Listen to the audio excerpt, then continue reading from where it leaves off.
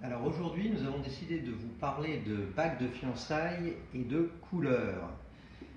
Effectivement, lorsqu'on se fiance, on peut avoir envie d'un diamant, d'une pierre blanche, mais on peut aussi avoir envie d'une pierre colorée.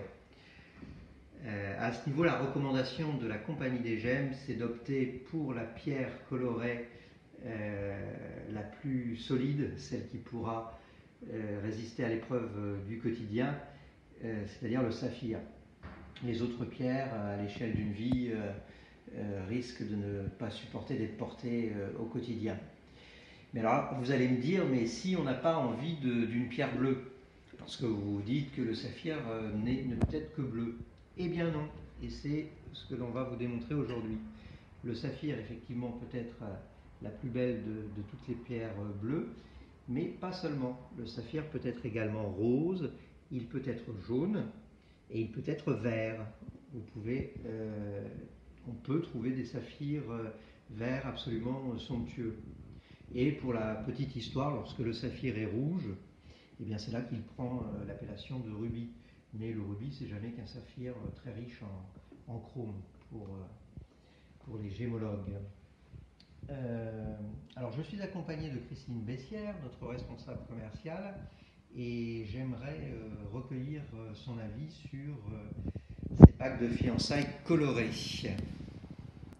Oui, Frédéric, effectivement, les pierres de couleur, notamment le saphir de couleur, est une réponse absolument parfaite pour la bague de fiançailles, puisqu'il y a bien une pièce qui demande un côté unique et personnalisé, c'est la bague de fiançailles.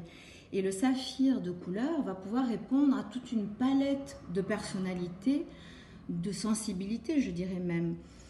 Voilà, quelqu'un qui est très tendre va certainement vouloir se tourner vers le saphir rose. Et le saphir rose, on va le trouver dans différentes nuances, que ce soit un rose poudré très doux, un rose bois de rose ou un fuchsia un peu plus vif.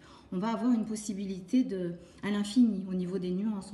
On passe de longues heures à chercher la pierre idéale pour nos clientes. Après, on va avoir ce beau saphir vert, comme vous en parliez précédemment, Frédéric.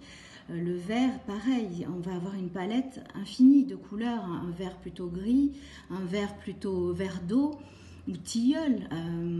Par exemple, une cliente me demandait exactement la couleur des yeux de son fiancé. C'est un sacré challenge, mais c'était très très intéressant.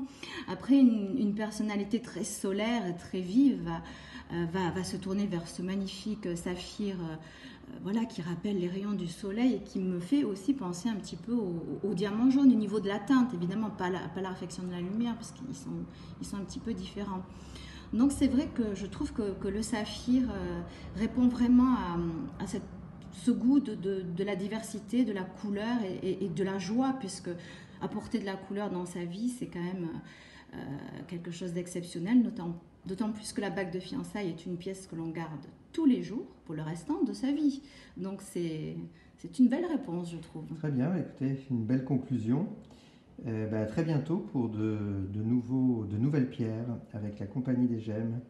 Tous ces bijoux sont bien évidemment visibles dans nos points de vente de la rue du Commerce à Paris, dans le 15e, ou sur la place des Ternes. À très bientôt. À bientôt.